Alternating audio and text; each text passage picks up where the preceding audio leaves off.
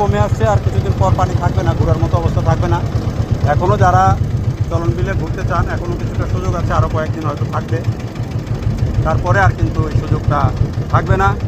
তো আমরা আমাদের এই যে ভ্রমণ শেষ করলাম, সংক্ষিপ্ত ভ্রমণ শেষ করলাম।